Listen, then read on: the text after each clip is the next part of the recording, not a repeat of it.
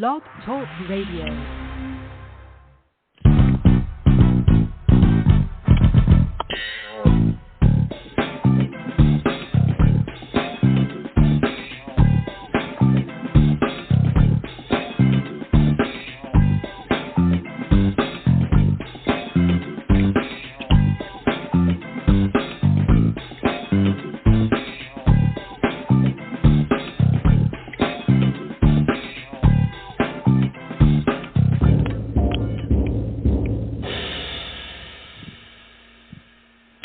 Today is Wednesday, March 16th, 2022, and this is Foxology. I am Silver Ray Fox, your host.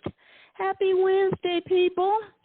I hope that your Wednesday is already going wonderful. Yes, I do. You know, I hope and wish things like that. And I hope, that you're going after what you want in this big world of possibilities. I know you got your eyes on something. You better go ahead and go and get it. And I hope your wishes are being granted in a grand way, on a grand scale. Believe big, hope big. That's what I think. And I hope your whispers to God for success are unfolding and manifesting. Yes, I do. And I hope that you are winning your very special race. Yeah, all of that means go get it. Believe for it. Keep hoping and wishing and dreaming. Stay with it and stay in it. All it takes is determination, dedication, and drive.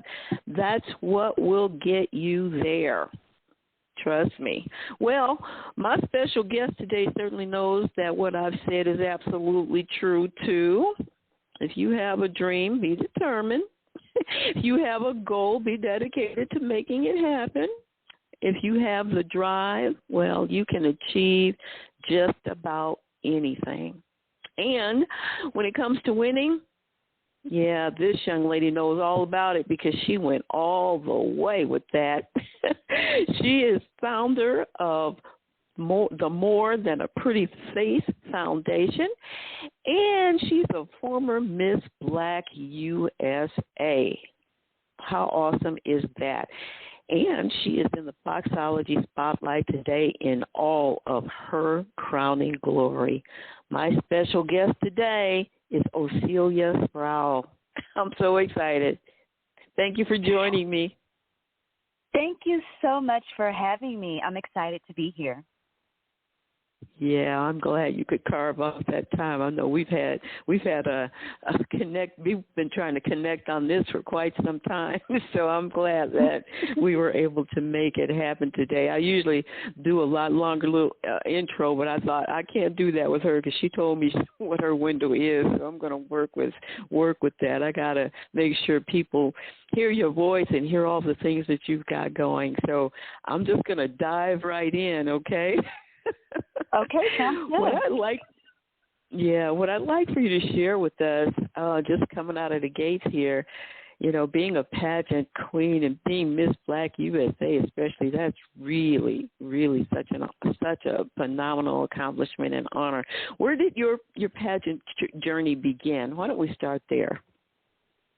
My pageant journey, it really began when I was in high school. I grew up in Texarkana, Texas. I grew up in a small town. And my mom and I, we would always watch, Miss America and Miss Universe and Miss USA on television. And so it's something I wanted to do. But, of course, being in a single-parent home, we didn't have the money for that. And so when I was 17, my high school hosted a pageant, and it was free to join.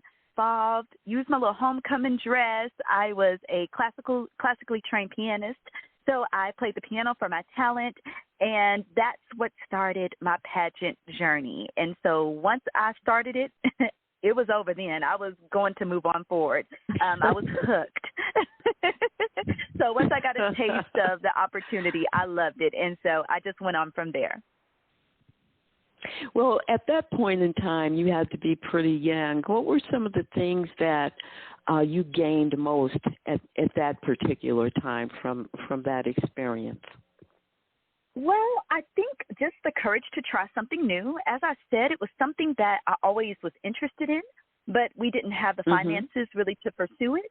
So once that opportunity came, once I was a junior in high school, one thing I learned was the importance of boldness and stepping out on something. So that was something incredible that I gained.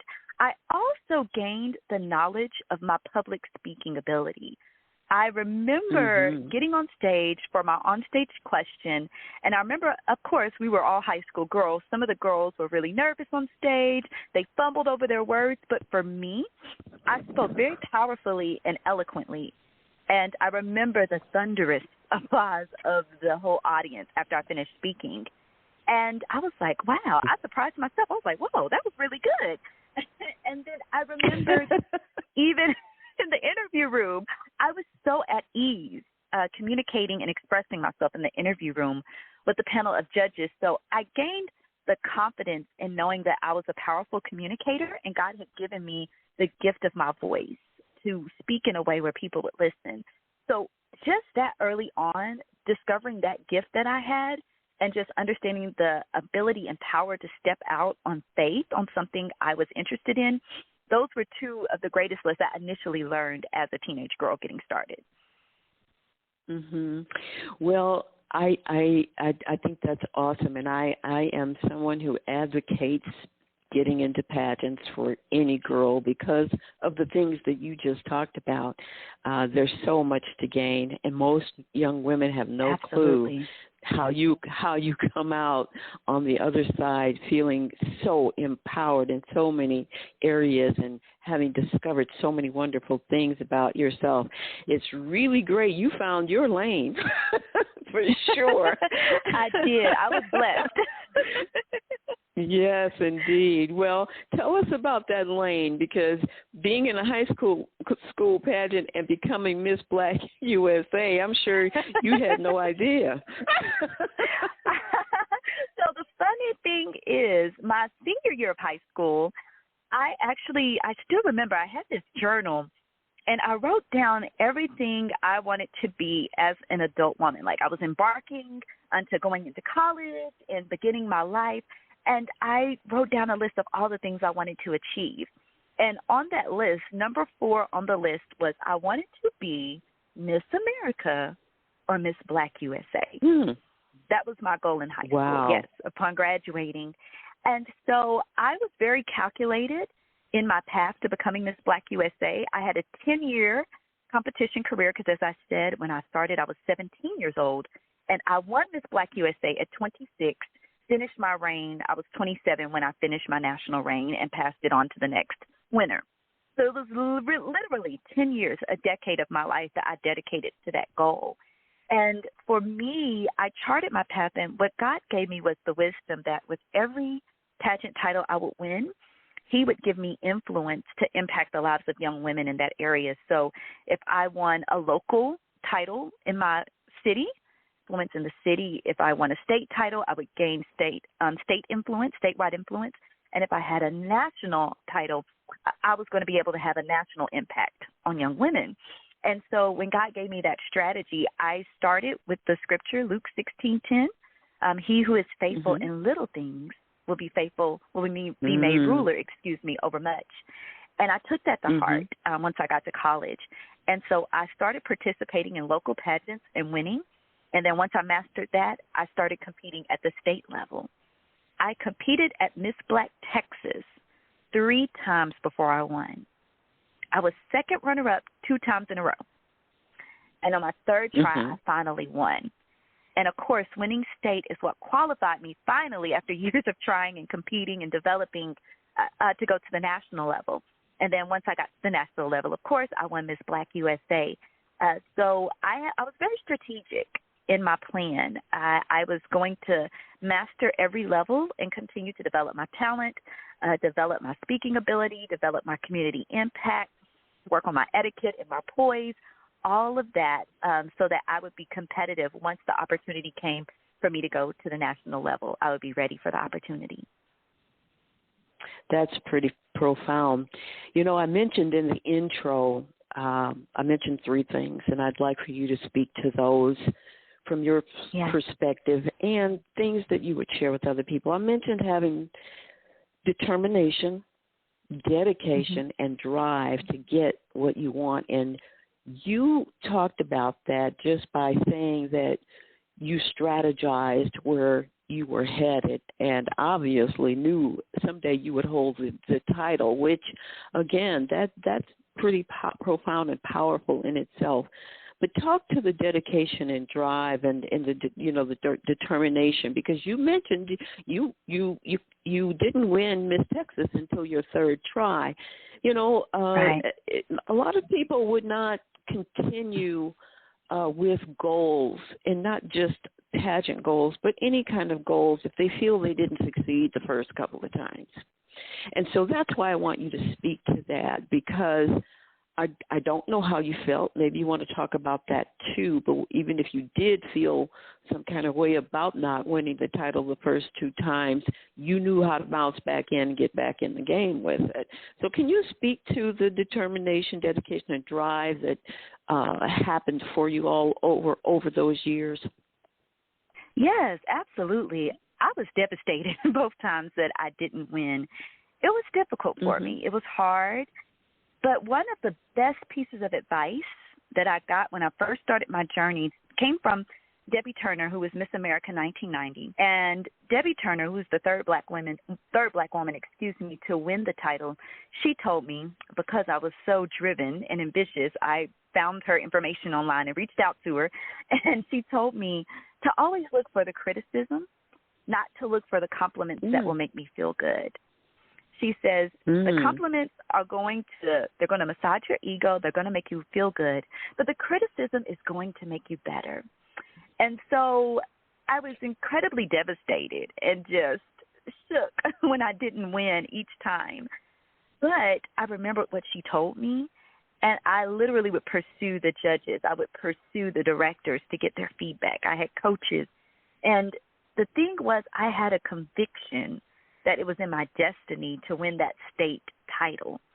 That's why I kept going back. Conviction gives you the courage to continue. It's easy to give up when you don't have a deep conviction about what you're trying to do and that this is destined for you. And so for those who are out there listening, whatever that thing is that they feel so strongly about that they can't shake, that's what you have to hold on to help you to continue moving forward. Because it's not so much about you chasing a dream, it's the dream that's chasing you within you. Your purpose is always going to be within you, and it's always going to be placed deep within you. So that helped me to continue to move forward in the wisdom that I was able to get. I always made a point to listen to the people who were successful in what I was trying to do. So the women who had gone before me, who were still in winning state and national titles, that's who I listened to. It upset some other people who hadn't done it before and were trying to give me advice, but I was very clear on being keen on the wisdom I was getting. So that helped me tremendously. I had that drive because God put it in me, and I couldn't let go of the dream that I felt that God had given me at that young age. Well, I love what you just said, and I feel like the big message out of that is even then when you don't get what you want right away, and even if you feel devastated, don't let the devastation defeat you. That's what right. I heard out of all of that. That's good. Don't let the devastation defeat you. And, you probably may not know this, but on all my shows, I really love having takeaways. And what you just said is just really, really awesome. So thanks for sharing that. And speaking of sharing, you have an organization. Yes. More than just a Pretty Face International, where you are sharing all the stuff that you know with girls and women. And so I want us to hear about that. Start at the beginning. Oh, wow, yes. Okay, I'll try to give the abbreviated version. So, yes, my company is called More Than a Pretty Face International, and it actually started as an outreach ministry to teen girls when I was in college. College was the beginning, was the genesis of so many things regarding God launching me into purpose. And so I just started where I was, And I started mentoring girls at a high school down the street from our college campus. And that grew to me conducting girls' conferences. It grew to me becoming an inspirational speaker, a Bible teacher, to now coaching women and girls. So what I do, my mission is that I help women and girls with the poise, polish, and presence they need to fulfill their God-given purpose. That's what I do, because I believe no matter what it is that a woman or girl is called to do or what season she is in, she needs to be able to be confident, and she needs to be able to exude that presence and that poise in order to master the thing God has given her. So that's what it's all about. You also probably have seen that I'm an author. My Bible study for girls called More Than Pretty came out in 2016. So through my written works, through speaking, through coaching, and through a monthly Bible study that I do called More Ladies Empowerment, through that class, it's free for anyone who wants to join on Zoom. We meet monthly the first Thursdays of every month. I'm able to help women in whatever season they are to apply biblical principles to their personal development to be whole women. That's lovely. I want to ask you about of the things that you just mentioned for the purpose of showing the value and importance of them. And you did do an abbreviated version, but I want you to break it down into some additional pieces because I don't know that I see it as prevalent as it should be in the lives of women and girls. And it's poise.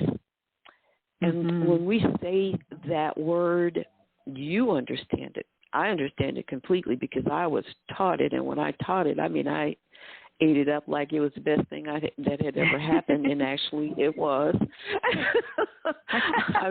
I got it. Hook, line, and sinker, as they say. I understood it, and I've lived it out every single day of my life. But I don't see many, I don't see a whole lot of organizations or opportunities that it's being taught. Your organization is doing it, and maybe it's happening in very small situations that maybe I'm not aware of.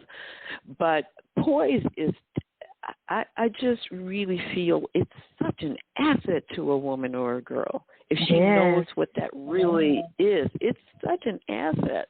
You know, some people would describe it as knowing how to act like a lady, but it's so much more than that. So tell us a few of the things that you cover when you are teaching young women and girls about poise. Yes, absolutely. Well, for one, it's about being authentic and being confident. That is the root of being poised. So many times we have misconceptions of poise. We see these different shows on television, the teacher with the books on the head, and we just think that's all it is to being poised. Yes, having a good posture is a part of it, but something I always teach women and girls, because I mostly work with women in the African American community, and so something I always teach them is that etiquette and poise, it is essentially from the motherland, okay? When you think about African women, and I'm sure you've seen the images of them carrying gallons of water on their head and baskets on their head. Yes. African head carrying has always been around. It's the rest of the world who has imitated some of these practices that we've had in the motherland.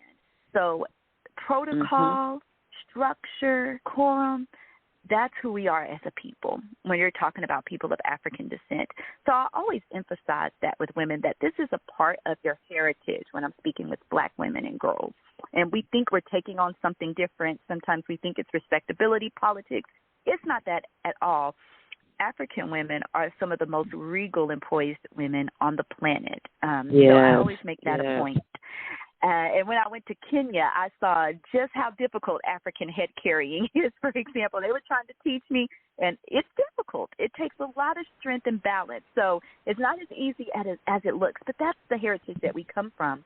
So poise is reflected not only in your heritage, person and how you show up every day authentically. It's not about having to wear a dress every day. It's not about always having to wear makeup and have your face beat and things of that nature. It's really about showing up as your best self and being considerate of others. Being able to put your best foot forward and behave in a way and to act with people in a way that is loving and considerate and respectful, where you're considering the atmosphere. So you have to think about situational appropriateness. Is this appropriate for the situation I am in? And if a woman can understand that and have that confidence and that authenticity to navigate all situations no matter where she goes, it's not about being fake. It's about being considerate and confident. She has the world at her fingertips. It impacts our interpersonal relationships, so your family relationships, your friendships, your romantic relationships. It impacts your business and career. It impacts everything. So what you're saying is so true. Understanding poise and etiquette and being a woman and being graceful, it empowers you and it enables you to be a woman that can fulfill all of the things you need to fulfill in the life that God has given you, and to do it with grace.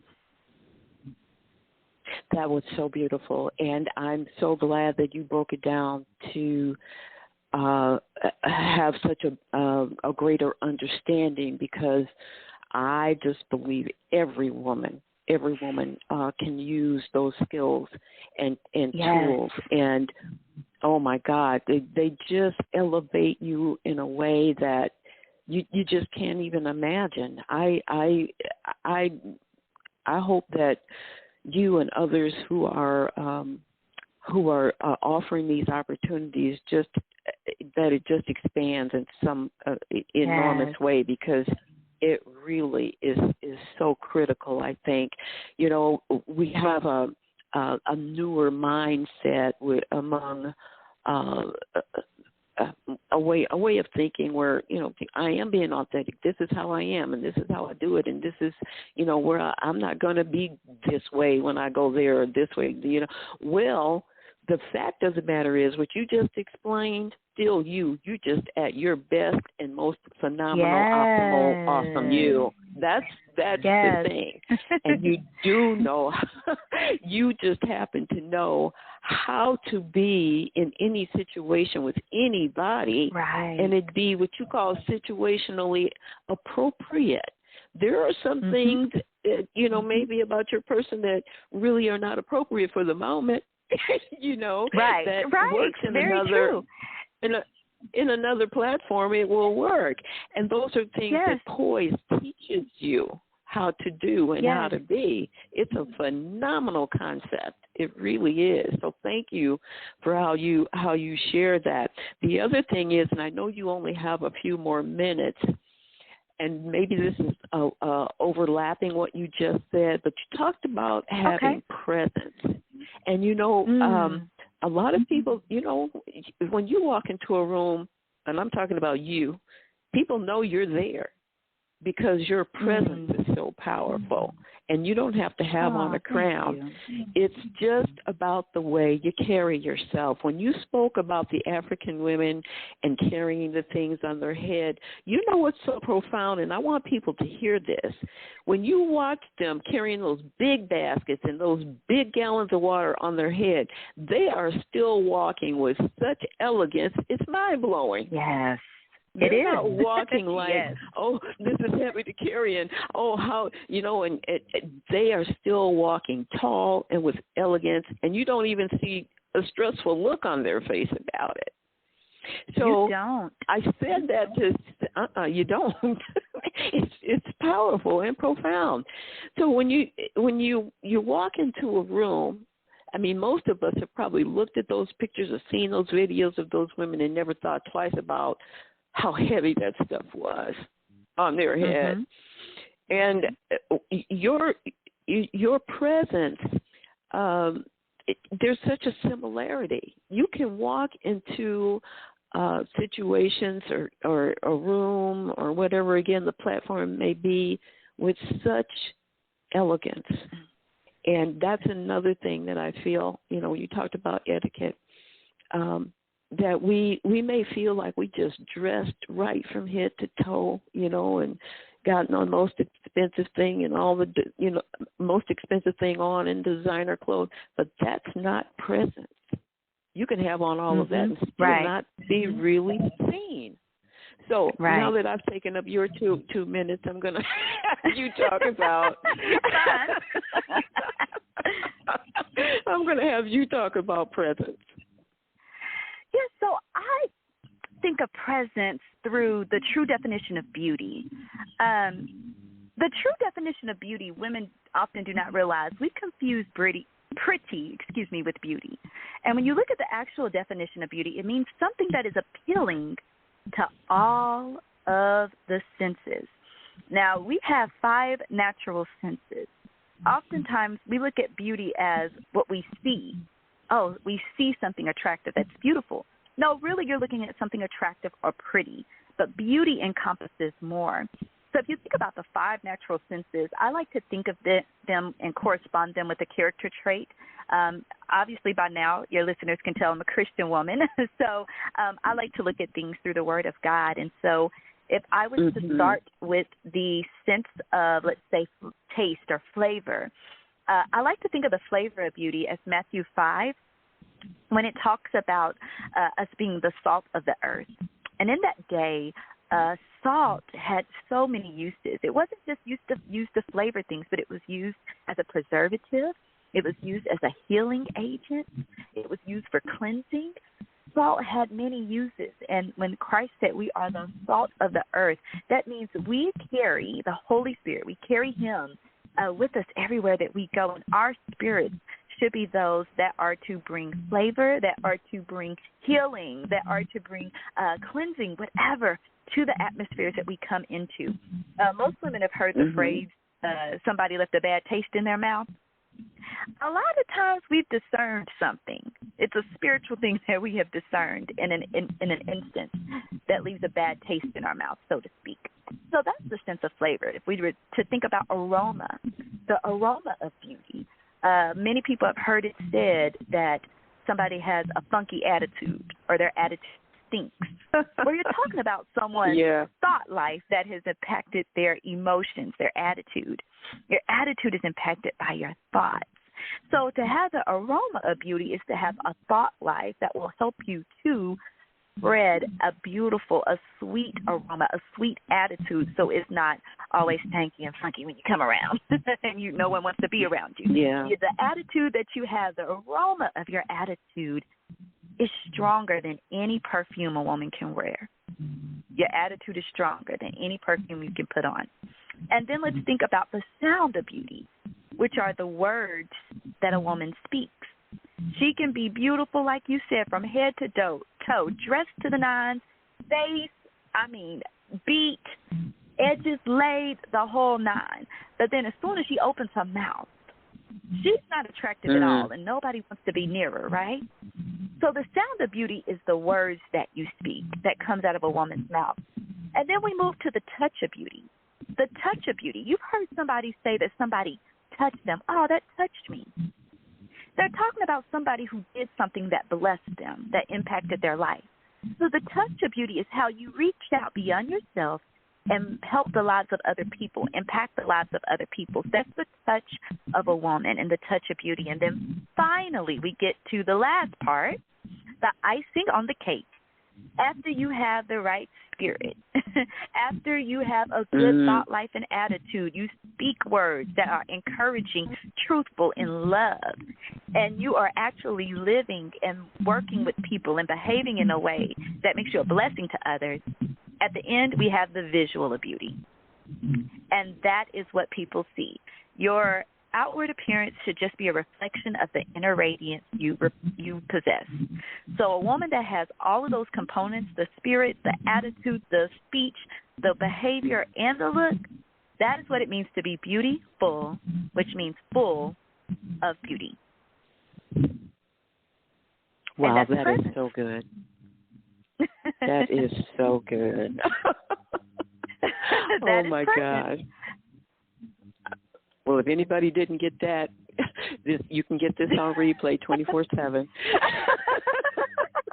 And also included in my Bible study for young women. Thank you so much. This is my Bible study, More Than Pretty. Now you get the essence of the name of my business, More Than a Pretty Face. I'm helping women to be beautiful from the inside out, not just the exterior pretty look. So that's in my Bible study for young ladies that they can find on Amazon or in bookstores. And then it's also what I teach through my private coaching and my weekly, not my weekly, but my monthly class. Well, I appreciate everything that you shared, and I truly wish we could continue this conversation, but I know that you have to go, so I am going to be respectful and honor your time. This has been such an incredible blessing. Thank you so much. Can I get you to give out any contact information and your website for us, please? Absolutely, absolutely. If there are any ladies out there that are interested in attending my monthly empowerment class online, it's free of charge and open for anyone to attend. You can definitely contact me on my website, which is my name, Ocielia.com, or you can contact me on social media. I'm on Twitter at Ocielia, on Instagram at Ocielia, Facebook at Ocielia Gibson Sprowl. So my name is unique. That's the beauty of being named after my grandmother and having a unique name. So just Ocielia anywhere online, and you can get in touch with me.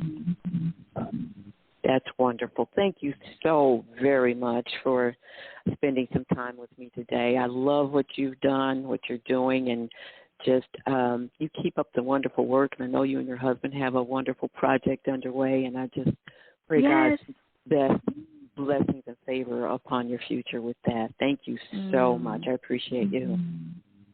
Thank you. Thank you so much for having me. I don't know if you'd want to, I didn't want to put you on the spot. I didn't know if you want to go ahead and mention that while we got a minute, but that might be something too.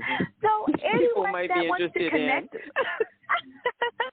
So, yes, anyone that would be interested, if you just reach out to me at any of the outlets that I shared just now, my husband and I, we are getting ready to birth a ministry. So anyone that contacts me on any of those outlets I just mentioned, I can definitely provide more information, as we'll be going public soon. So anyone's interested, please let me know. That's awesome. Congratulations on that. Thank you. Thank you. All right. You stay awesome and wonderful and blessed. I love talking with you today. Thank you. Thank you so much. Bye-bye. Bye. And thank all of you for hanging in here with me today. I appreciate you. I really do. And I know if you are a regular listener, you know that I will always bring you something very special and very empowering. And, of course, this was right on the money with this. I tell you what, some wonderful things that were shared, skill sets, even just in this conversation, definite takeaways. And I really do hope that you will get in touch, follow up with that so that you can get more information about the free classes. Again, it's OCIELIA.com. And I think I heard her say free. So if you can't afford free, just tell me why. So please be sure to follow up on that and take advantage of the wonderful blessings that she can bring to your life. Also, I just want to mention before I let you go, I've got books available too on Amazon, What is Faith and Stay in the Ring, and all you have to do is Google that, put that in the subject line at Amazon along with my name, and those books will pop up for you. And I've got stuff going on at silverrayfox.com, some wonderful articles. Of course, I think they're wonderful because I wrote them, but that's how I feel. So take a look at those when you have a moment, and also take a look at Let's Talk About Faith. Those are just some daily words of inspiration for you. Also want to mention before I let you go, I'm giving away 5 of my books, 5 copies of Stay in the Ring by the end of the month. And all you have to do to be entered in to win one of those books is to go to either my Facebook page or silverrayfox.com. Buy the Stay in the Ring 18-minute audio for 99 cents. That's all it's going to cost you, 99 cents and an email address. You'll get the download immediately, but it's also going to enter you to win one of those copies of Stay in the Ring. So I hope that you will do that as well. I'm looking forward to giving those books away at the end of the month. So in the meantime, I'm coming on next week with a powerful Master Your Mindset. We're going to be talking about self-destruction and, well, how to overcome that. So I hope you will tune in again next week to hear the points that I would like to share on that. So with all of that being said, I want you to have an amazing day. You be good, you be blessed, and be awesome. I'll look forward to talking to you next time.